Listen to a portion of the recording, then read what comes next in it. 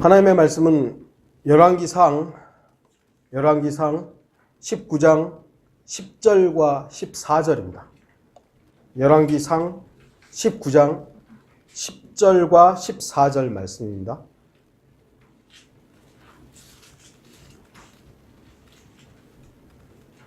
제가 이 설교는 언젠가 한번 했던 설교이지만 다시 좀 정리를 해서 설교하게 되었습니다. 열왕기상 19장 10절 14절입니다. 그가 말하기를 내가 만군의 주 하나님으로 인하여 심히 질투하였사오니 이는 이스라엘 자손이 주의 언약을 버리고 주의 제단을 헐었으며 주의 선지자들을 칼로 죽였음이니이다.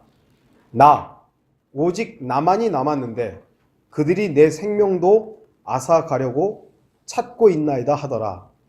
14절입니다.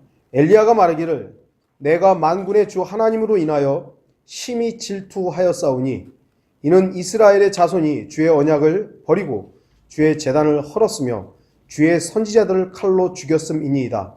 나 오직 나만이 남았는데 그들이 내 생명도 앗아가려고 찾고 있나이다 하니. 말씀의 제목은 유일한 선지자. 엘리야는 오늘 본문 말고도 18장 22절에서도 오직 나만이 주의 선지자로 남았도다 라고 똑같은 말을 합니다. 이 말은 자기 자신만이 하나님의 선지자라는 의미를 포함하고 있는 말입니다. 나만 하나님의 선지자입니다. 또한 오직 나만이라는 이 말에는 하나님에 대한 강한 불만이 표현되어 있습니다. 하나님으로 인하여 심히 질투하였사오니 하나님 때문에 지금 내가 되게 심란하다 이겁니다. 우리는 대부분 선지자들에 대해서 긍정적인 것들만 기억하고 있습니다. 선지자 그러면은 하나님의 일을 하는, 하나님께 사용하시는 하나님의 도구, 하나님의 종, 이런 기억들이 더 많죠. 하지만 선지자들도 역시 결점이 많은 사람들이었음을 기억해야 합니다. 오늘 본문에 엘리야도 지금 하나님에 대해서 불평하고 있습니다. 나만 남았습니다. 그리고 열왕기하 2장에서는 그의 제자인 엘리사가 나오는데 엘리사가 대머리였나 보죠? 어린아이들이 엘리사를 대머리라고 놀린 거예요. 그러니까 엘리사가 웃고 지난 것이 아니라 주의 이름으로 저주를 합니다. 그래가지고 앙콤 2마리가 나와가지고 아이들 42명을 죽여버려요. 성질 더럽죠? 그래서 성경은 야고보서 5장 17절에 엘리야는 우리와 같은 성정에 속한 사람이지만 그렇습니다. 그러니까 선지자들과 우리가 똑같다 이거예요. 화나면 하고 좀 위협이 오고 그러면 불평하고 하나님에 대해서 불평하고. 그럼에도 엘리야는 실제로 특별한 선지자였습니다.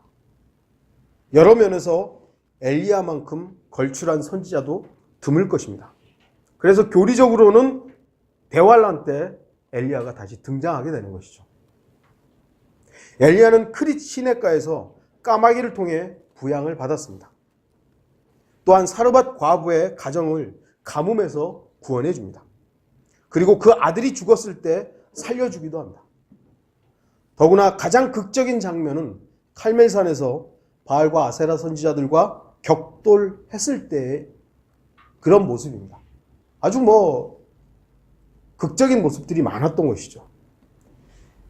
그러나 엘리야는 이처럼 놀라운 하나님의 사역을 바로 앞장들에서 했음에도 불구하고 이세벨이라는 이 악한 여인의 위협을 받았을 때 아주 초라해지게 됩니다. 19장 2절 보시면 이세벨이 엘리야에게 사자를 보내어 말하기를 내가 내일 이맘때까지 내 생명을 그들 중 하나의 생명같이 만들지 아니하면 신들이 내게 벌을 내리고 더 내리기를 원하노라 하더라. 엘리야가 그것을 보고 일어나 그의 생명을 위하여 도망갑니다. 바알과 아세라의 선지자들하고 싸워가지고 그 사람들 싹 죽여버리거든요. 그만큼 위대한 선지자인데 이세벨이 너 죽여 그러니까 아이고 죽겠구나 하고 도망갈 초라한 모습인 것이죠. 그러면서 오늘 하나님께 대해서 불평합니다. 오직 나만 남았습니다. 오직 나만 남았습니다. 아주 자기중심적인 말을 한 것입니다. 그러나 하나님의 사역은 오직 엘리야만을 통해서 이루어지지 않았다는 것을 주목해야 됩니다. 엘리야만 유일한 선지자가 아니었어요.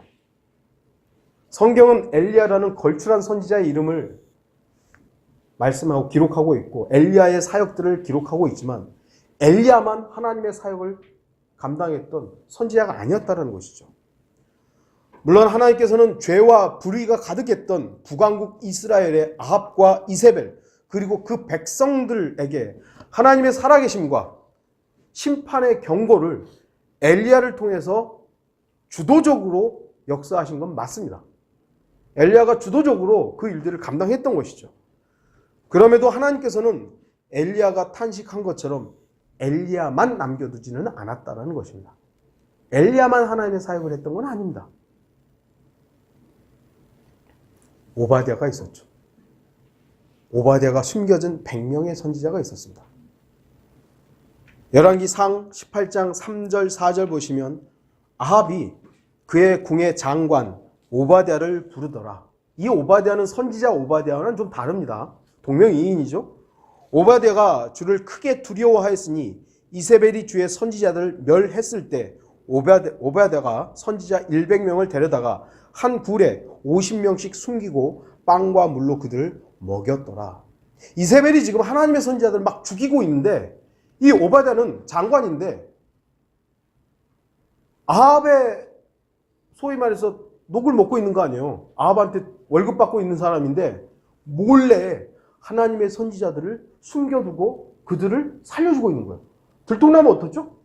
자기도 죽어요. 그런데 그것을 하고 있는 거죠. 하나님의 선지자들을 보호할 수 있도록 하나님께서 이 오바댜를 사용하고 있는 거예요. 아합의 장관인데. 이들 선지자들의 정체는 성경이 더 이상 알려주지 않기 때문에 이 선지자 100명이 어떤 사람들인지 몰라요. 어떤 사역을 했는지도 모릅니다. 하지만 성경은 그들을 선지자라고 말씀하고 있습니다. 선지자예요. 선지자가 뭐예요? 하나님의 말씀을 선포하는 사람들이에요. 하나님께서 가짜 선지자는 그렇게 보호하셨겠어요? 아니죠. 100명이나 되는 선지자가 또 다른 선지자들이 있었다는 것입니다. 그리고 오바댜를 통해서 그들의 생명을 연장하도록 하나님께서 일하셨던 것입니다. 킹제임 성경을 사용하는 학자들은 에라스무스를 굉장히 높게 평가합니다. 하지만 에라스무스라는 이 대학자는 카톨릭으로부터도 욕을 먹고 일반 개신교도들로부터도 욕을 먹는 그런 사람입니다. 그러니까 성경의 역사를 보면 에라스무스는 참 중요한 사람입니다. 그러니까 그 당시에 에라스무스는 사람들의 평가가 교황이 될 수 있을 만큼의 자질을 가지고 있었어요. 그런데 그는 교황이 될 만큼 비성경적이지 않았던 거예요. 그래서 그 자리를 이런 것들을 다 거절하고 학자의 길을 걸었던 거죠. 그런데 완전히 카톨릭에서 벗어나지는 않았어요. 카톨릭의 몸을 담고 있으면서 어떻게 보면 개혁적인 일들을 했던 것이죠. 그러니까 개신교도들의 입장에서는 왜 안 나오냐고, 왜 카톨릭이 저 이단인데 저 막인데 왜 안 나오냐고 공격을 하는 것이고, 카톨릭의 입장에서는 저거 왜 안 나가지? 저거 왜 안 나오고 저렇게 버티고 있는 거야? 양쪽 다 욕을 먹었던 사람입니다. 하지만 하나님께서는 에라스무스를 그렇게 사용하신 거예요. 물론 그것을 우리가 칭찬하면서 아 나도 에라스무스 같이 해야지 그런 건 아니지만 그 부분들마저도 하나님께서는 사용하셨던 부분이 있다라는 것이죠. 우리가 어떤 사람들이 좀 뭐랄까 결단 못하고 확고하게 어떤 입장들을 정리하지 못하는 경우들이 있어요. 답답하죠. 답답해요. 그래서 빨리 결정하라는 것들을 우리가 말하기도 합니다. 근데 어떻게 알겠어요? 어떻게 알겠어요? 하나님께서 어떤 사람을 그렇게 사용하실지. 우리가 할 수 있는 것은 기다리는 거예요. 하나님의 역사하심들을 기다리는 거예요. 우리가 함부로 판단할 것들이 아니에요. 당시의 생각이면 오바댜 같은 경우는 회색 분자죠. 왜 아합의 녹을 먹으면서 몰래 숨겨주고 있어요? 그러면은 이거는 차라리 아합으로부터 나와야죠. 나와서 선지자들의 반열을 함께 해야지. 왜 그러겠어요? 근데 하나님은 그 부분들을 사용하신 거예요. 오바댜가 없었다면 그 100명의 선지자는 죽었겠죠. 열왕기상 20장 13절, 22절, 28절, 35절에 아합 왕에게 하나님의 말씀을 선언하는 한 선지자가 나옵니다. 이 선지자는 엘리야가 아니에요. 이 선지자에 대해서도 그런데 전혀 정보가 없어요. 이름이 뭔지, 어느 지파인지, 어느 출신인지 전혀 없어요. 그냥 선지자가, 하나님의 선지자가 와서 아합 왕한테 선포하는 거예요. 어쩌면 오바댜가 숨겨졌던 100명의 선지자들 중에 한 명이었을지도 모르죠. 어쨌든 열왕기상 20장의 선지자는 아합 왕에게 하나님의 말씀을 선언했던 선지자였습니다. 그러니까 엘리야 말고도 하나님께서 사용하셨던 선지자가 있었다라는 거죠. 하나님의 말씀을 선포하는 아합이라는 그 악한 왕 앞에 가가지고 하나님의 말씀을 선포하는 거예요. 그렇기 때문에 엘리야가 오직 나만 남았습니다 라고 말하는 것은 잘못된 겁니다. 또한 열왕기상 19장 18절 보면 7,000명의 사람이 있습니다. 7,000명의 사람들. 19장 18절 보시면 그러나 내가 나를 위하여 이스라엘에 아직 7,000명을 남겨두었나니 곧 바알에게 꿇지 아니한 모든 무릎과 바알에게 입맞추지 아니한 모든 입이라 하시니라. 이들 7,000명에 대해서도 성경은 어떤 정보도 주지 않아요. 그냥 숫자만 기록되어 있고 이 사람들은 너무 간단하게 열왕기상 19장에서 바알에게 꿇지 아니한 모든 무릎과 바알에게 입맞추지 않았다. 이게 7,000명이다. 이 정도만 딱 성경은 기록하고 있습니다. 당시에 북쪽 이스라엘의 상황을 보면요. 아합 왕 때, 아합 왕은 여러분들 잘 알다시피 너무 악한 왕이잖아요. 아합과 이세벨이라는 대표적으로 악한 왕으로 기억됩니다. 그런데 북쪽 이스라엘은 이 당시에 가장 번성했습니다. 가장 번성해요. 외교적으로도 그렇고 정치적으로도 그렇고 북쪽 이스라엘에 가장 번영했던 때가 어디냐면 그 중에 하나가 아합 왕 때예요. 참 희한하죠? 하나님을 두려워하지 않고 우상을 섬겼던 그 왕국이 왜 이렇게 번영하냐 이거죠. 당연히 하나님께서 그들을 어렵게 만들어야 될 것 같은데 그렇지 않았더라 이겁니다. 오히려 그들은 더 번영했고 더욱더 사람들이 잘 살고 있었어요. 하지만 종교적으로는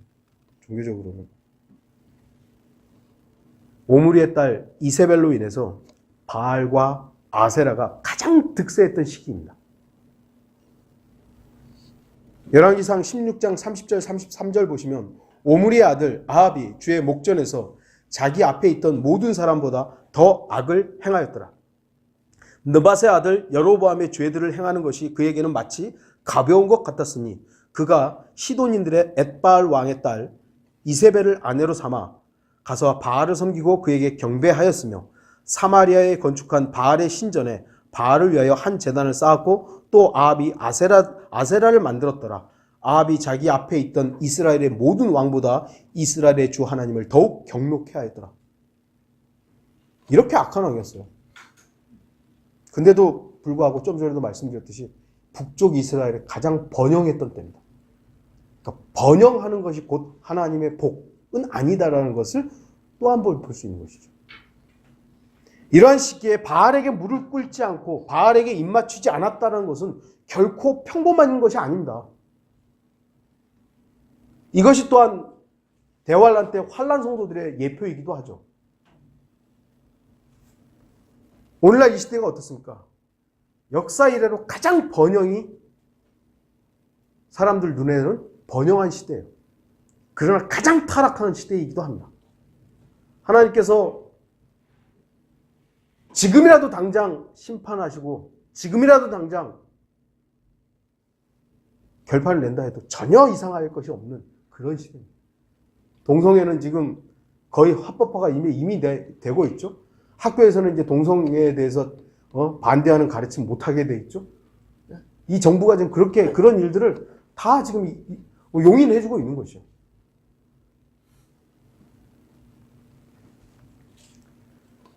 이렇게 지금 악이 관영하고 악이 가득 차 있던 시기에 바알에게 입맞추지 않았다. 바알에게 무릎 꿇지 않았다.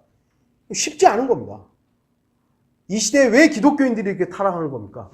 세상에 무릎 꿇기 때문입니다. 세상에 입맞추기 때문입니다.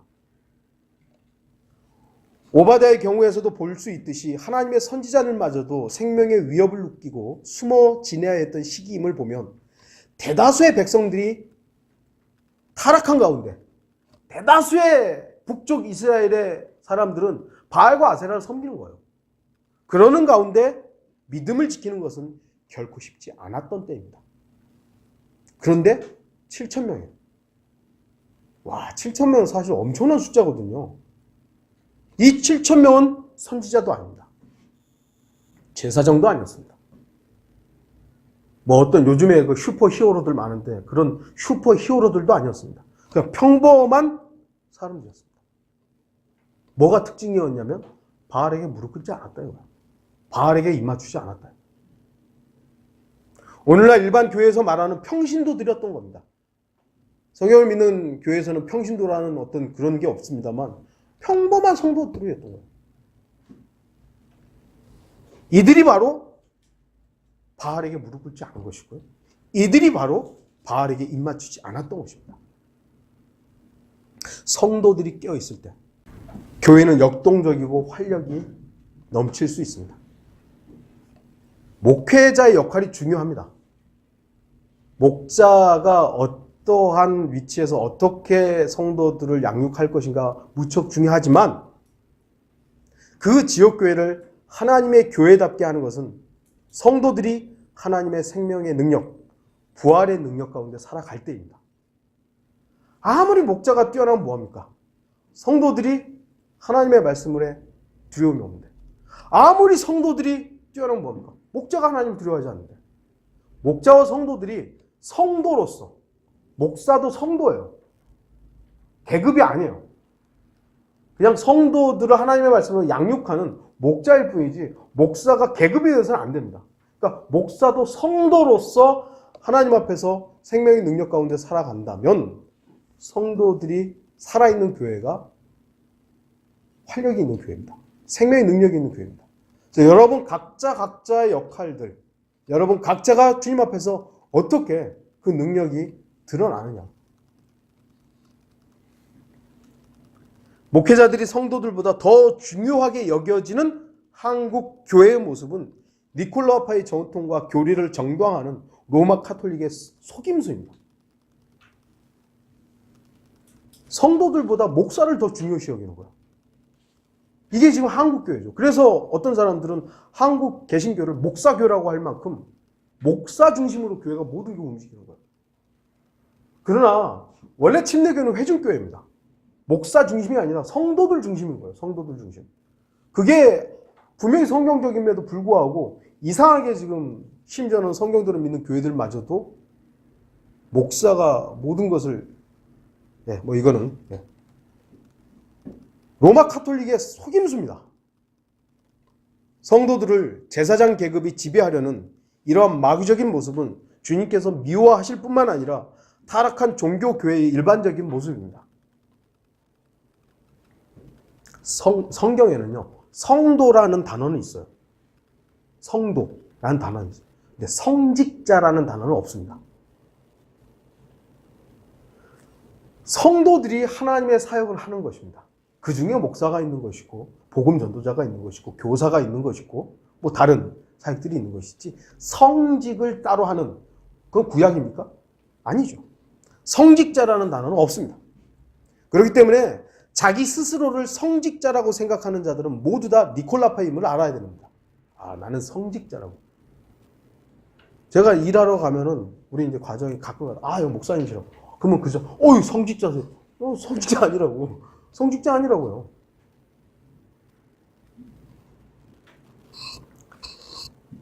성직자라고 생각하는 사람들은 자신들만이 하나님의 사역을 수행한다고 착각하는 사람들입니다. 엘리야처럼. 엘리야는 자기만 지금 남았다 이거죠. 나만 오직 선지자라. 비록 엘리야는 자신만이 하나님의 선지자이고 자신만이 하나님의 일을 하는 것으로 생각했을지 모르지만 하나님께서는 7,000명을 남겨두셨습니다. 하나님께서는 어떤 경우에는 좌절에 빠져있던 엘리야에게 어떤 일을 맡기십니다. 하나님의 사람이 시련과 고난에 있을 때 하나님께서는 위로도 하시고 격려도 하시고 그러시지만 어떤 경우에는 일하게 하세요. 일하게 하세요. 그래서 딴 거 생각하지 말라고.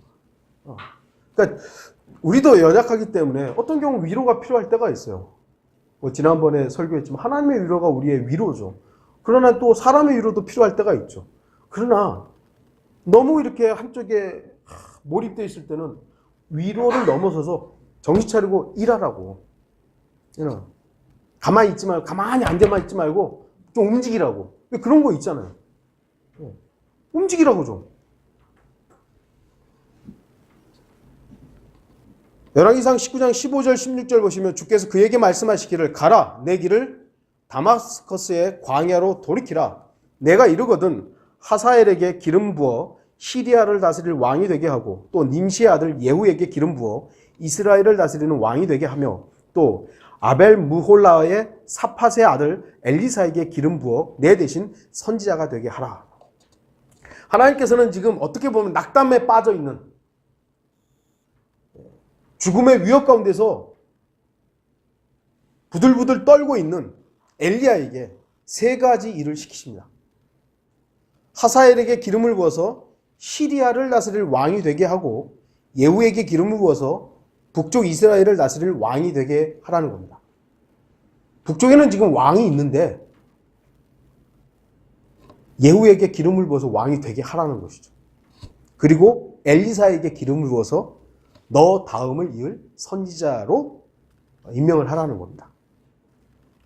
이 중에 우리는 예후를 봐야 됩니다. 예후는 결과적으로 아합 왕의 집안을 멸망시키는 인물이 됩니다.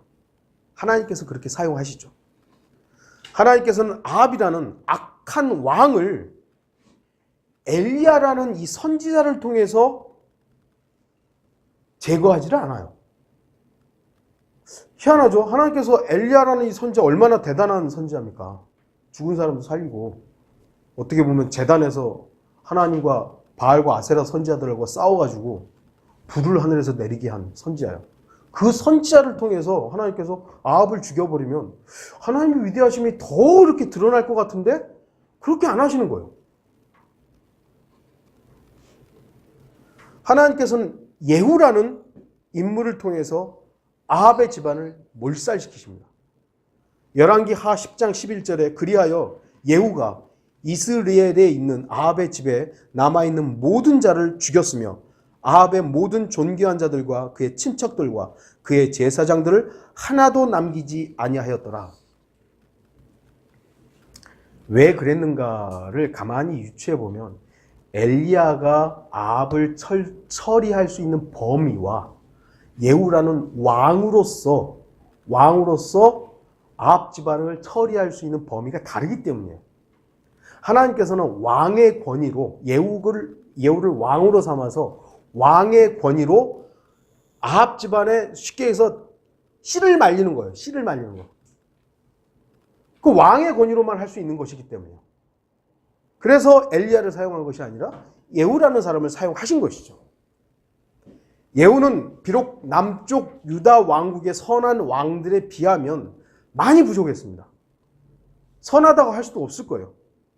하지만 북쪽 이스라엘 왕 중에서는 그래도 선한 왕 중에 속합니다. 그는 당시에 북쪽 이스라엘의 대중적인 바알 숭배를 근절시키기 위해서 열심을 내었던 왕입니다. 북쪽 이스라엘은 바알과 아세라 숭배가요 아주 그냥 만연해 있었습니다. 근데 그거를 결단을 내버린 거예요. 이 예후가. 물론 예후에게 부족함이 있었지만 하나님께서는 예후를 통해 하나님 자신의 일을 이루셨던 것입니다. 그렇기 때문에 엘리야가 오직 나만 남았습니다 라고 하는 것은 어리석은 생각이었던 것입니다. 나만 있지는 않습니다. 이 시대에 우리들도 역시 주의해야 합니다. 오직 나만 남아있지 않습니다. 우리만 남아있지 않습니다. 우리 주변에 우리들이 미처 알지 못하는 곳에서 복음을 증거하고 진리를 외치며 돈에 세상에 무릎 꿇지 않고 세상에 입 맞추지 않는 사람들이 있습니다. 또한 어떤 경우에는 비록 구원은 못 받았지만 하나님께서 그들을 통해서 하나님의 일들을 이루실 때도 있다는 겁니다. 잠언 16장 4절에 주께서는 모든 것을 자신을 위하여 지으셨으니 정녕 악한 날을 위하여 지으신 악인까지라. 하나님께서는 적그리스도를 허용하시는 거예요. 왜요?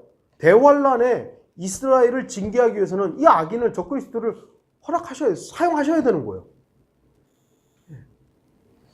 우리를 하나님께서 징계하시기 위해서, 우리를 시험하시기 위해서, 우리를 연단하시기 위해서 악한 자들을 사용하는 거예요. 저와 여러분들이 겪었던 모든 것들이 겪을만 하고 우리가 연단을 받아서 하나님께로 다가설 수 있기 때문에 하나님께 우리에게 그런 시련들을 주시는 거예요. 견딜만 하는 걸 주신 거예요. 근데 내가 견디지 못하고 뛰쳐나가는 건 하나님의 잘못이 아니라 내 잘못이에요. 어리석은 거죠. 비록 우리가 그들 모두를 다 알지는 못하지만 우리가 모른다고 해서 전혀 없지는 않습니다.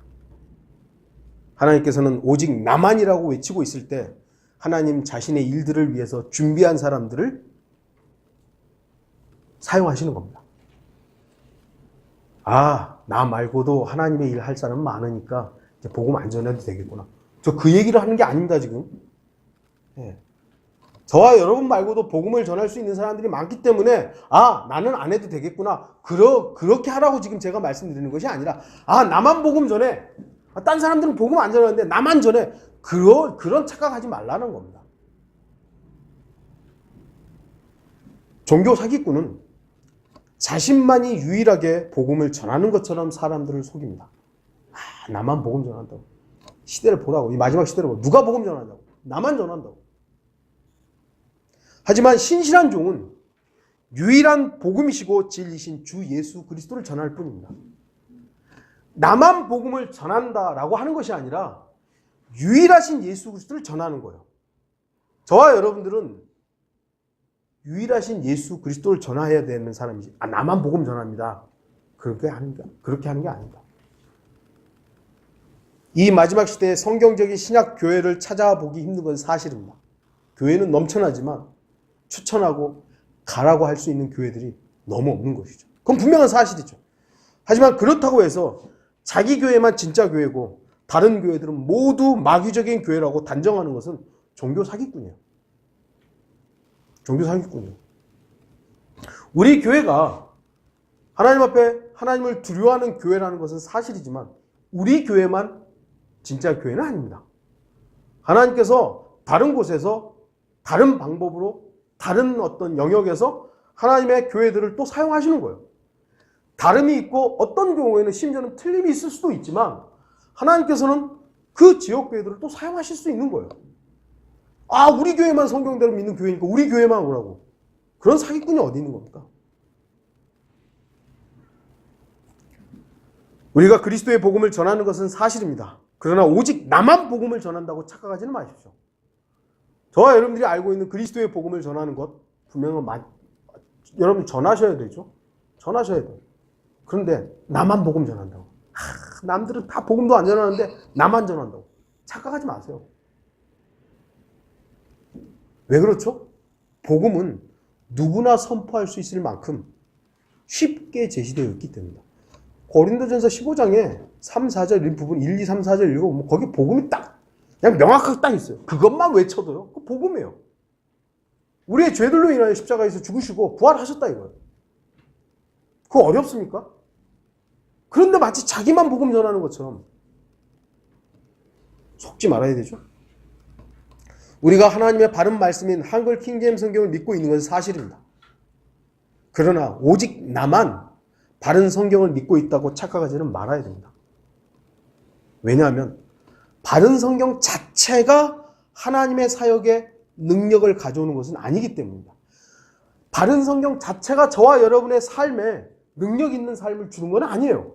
성경 자체가 우리에게 주는 게 아니에요. 왠 줄 아세요? 안식교인들도요, 킹제임스 성경만 믿습니다. 몰몬 교도들도요, 킹제임스 성경을 믿고 사용합니다. 성경 자체가 우리에게 능력을 주는 건 아니에요. 우리가 이 성경을 믿고 이 성경의 하나님 말씀에 복종할 때 그 말씀이 우리에게 능력이 되는 것이죠. 이거 착각하면 안 돼요. 아, 나는 바른 성경이 있다고, 킹제임스 성경이 있다고. 그래서 어쩌라고요? 우리는 바른 교리를 배웠습니다. 그러나 오직 나만 바른 교리를 알고 있다고 착각하지는 말아야 됩니다. 왜냐하면 교리라는 것은 뭐죠?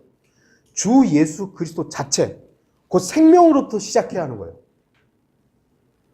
주님께서 교리를 왜 주신 거예요? 교리를 왜 주신 거예요? 생명이신 자신을 제시하려고 준 거 아니겠어요? 그런데 교리라는 지식으로만 다른 사람들을 판단하고 있다면 유대인들이 안식일을 가지고 예수 그리스도를 판단했죠. 안식일의 주인이신 생명의 근원이신 그분은 배제하고 안식일이라는 지식으로 예수 그리스도를 판단했던 거예요. 뭐가 다른 거예요? 우리가 교리는 생명이신 그분을 예수 그리스도를 제시하기 위해서 우리가 교리라는 걸 알아야 되는 것이, 교리라는 그 잣대를 가지고 사람들이 계속 판단만 하고, 저 나만 맞는 겁니까? 그렇지 않습니다. 우리는 성경적 지역교회를 섬기고 있습니다. 그러나 오직 나만, 우리만 성경적 지역교회를 형성하고 있다고 착각하지는 말아야 됩니다. 왜냐하면 이 땅에서 온전하다고 주장할 수 있는 지역교회는 존재하지 않아요. 이 교회가 저부터 시작해서 여러분 모두가 온전한 사람들이 아니기 때문에 이 교회, 지역교회 자체는 온전하지를 못해요. 우리가 추구하는 방향이 하나님의 말씀에 복종하면서 나가려고 하는 그 방향일 뿐이지 이 교회가 온전합니까? 아니에요. 우리 교회가 완벽하니까 오십시오. 우리 교회로 오십시오. 우리 교회만 유일하게 성경 전하는 교회니까 오십시오. 그렇게 거짓말하지 마십시오. 주님의 몸인 교회만이 온전합니다. 예수 그리스도의 몸인 교회만 온전한 거예요. 그렇기 때문에 예수 그리스도의 몸인 교회로서의 성도들의 교제를 배제하고 지역교회와의 교제에 더 치중한다면 자기들하고 맞는 교리가 맞고 또는 의견이 맞고 이런 교회들만 그 교제를 한정하려고 한다면 교만한 겁니다. 교만한 종교인일 뿐입니다. 우선적인 건 구원받은 그리스도인의 교제가 먼저예요. 교회가 좀 달라도 어떤 경우 심지어는 성경은 좀 다를지라도 구원받은 그리스도인이라면 하나 아니에요. 그 교제가 먼저 아니겠어요? 근데 그 교제는 안 하면서 우리 성경 같은 거 쓰니까 우리 같은 생각을 가지고 있으니까 교제하자고. 저 사람하고 나오고 다르니까 끝낸다고. 그럼 뭐 하는 거예요 도대체? 뭐가 더 중요한 겁니까? 그리스도의 몸이 중요한 거예요? 지역교회가 더 중요한 겁니까? 나만이 아닙니다. 결론을 맺겠습니다. 엘리야는 오직 나만 남았는데 라는 불평을 통해서 지극히 위대하신 하나님의 사역을 모두 목격하지는 못했습니다. 하나님께서는 세 가지 일을 엘리야에게 하라고 합니다. 시리아의 왕이 될 하사엘에게 기름을 부으라고 명령했는데요. 그리고 예후에게 북쪽 이스라엘이 왕이 될 것을 기름 부으라고 명령했습니다. 그리고 엘리사에게 이제 기름을 부으라고 말씀하셨죠. 하지만 엘리야는 세 가지 중에 한 가지만 목격하게 됩니다. 엘리사만. 하사엘이 시리아의 왕이 된 것은 열왕기하 8장입니다. 엘리사 때 그 일이 이루어집니다. 예후가 이스라엘의 왕으로 기름 부음 받은 것도 열왕기하 9장에서 엘리사 때 이루어집니다. 그러니까 엘리야는 엘리사가 선지자가 되는 것을 본 것이 전부예요. 하나님께서 그에게 세 가지 일을 시키셨는데 하나만 목격하게 되고 두 개는 못해요. 그 원인이 무엇이었는지는 명확하지는 않습니다만 아무리 위대한 선지자라 할지라도 자기 자신만 보고 자기 자신의 어리석음을 제어하지 못하면 하나님의 사역에서 멀어질 수 있다는 겁니다. 오늘날 우리가 아무리 바른 성경과 바른 교리와 바른 신약교회의 모습을 유지한다 해도 저와 여러분이 교만하고 게으르고 육신적이면 하나님께서는 다른 사람들을 통해서도 얼마든지 일하실 수 있습니다. 저와 여러분들이 입을 닫고 증인의 역할을 하지 않으면 하나님께서 다른 증인 쓰실 수 있는 것이요. 저와 여러분들이 이 교회가 또 육신적으로 하고 또 교주 삼고 또 여러분들이 그냥 우리끼리 모여가지고 뭐 하자 한다면 하나님께서는 다른 지역교회 얼마든지 쓰실 수 있는 것이요. 저와 여러분만 있지 않습니다. 하나님께서는 엘리야 말고도 오바댜, 100명의 선지자, 7,000명, 구원받지 못한 예후 같은 사람도 하나님께서 사용하신 거예요.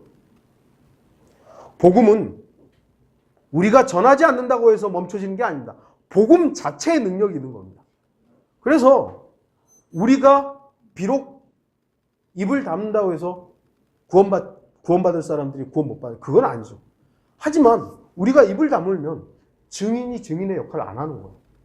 그렇기 때문에 하나님께서 우리에게 복음 증거하라고 계속해서 어떤 의미에서는 명령하고 계시는 것이죠. 복음은 복음 자체의 능력이 있는 것이지 우리들의 지식과 교리적 우월감에 있는 게 아닙니다. 난 교리 많이 하니까 복음을 잘 설명할 수 있지. 그래서 우리가 하고 있나요? 교리 아무리 많이 알면 뭐합니까? 실제로 복음은 안 전하는데. 바른 성경의 가치는 하나님의 말씀 자체의 능력이지 얼마나 많이 팔리고 얼마나 많은 사람이 킹제임 성경을 사용하고 있는지에 있는 게 아닙니다. 성경 자체의 능력이에요. 성경 자체의 능력이에요. 이 성경이 얼마나 팔렸느냐. 어떤 사람이 그거 관심 많죠? 매일 얼마가 팔렸고 얼마나 많은 사람이 이 성경을 읽고. 그럼 도대체 뭐가 중요한 거예요? 단 한 사람이 이 성경을 본다 할지라도 이것이 하나님의 말씀이면 이 말씀이 하나님의 말씀이면 그걸로 된 거예요. 딱 까놓고 말해서 한글 킹제임 성경을 더 많이 읽습니까? 흥정력을 더 많이 읽습니까? 요즘은 흥정력 더 많이 읽어요. 근데 그게 성경입니까? 그렇지 않아요. 저와 여러분은 이게 한글 킹제임 성경이 우리의 성경이에요. 이 성경으로서 우리가 믿음의 생활을 하고 있어요. 우리가 뭔가를 사용하기 때문이 아니라 하나님께서 우리에게 주셨기 때문이에요.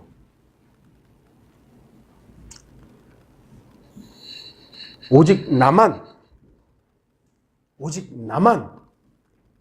이라는 이런 어떤 형태의 교만이든 불평이든 모든 것을 주님 앞에서는 주장하지 말아야 됩니다. 오직 나만. 그것이 아니죠. 바꿔서 말해요. 오직 주님만이 계십니다. 오직 주님만이 전부이십니다. 오직 주님만이 나의 능력입니다.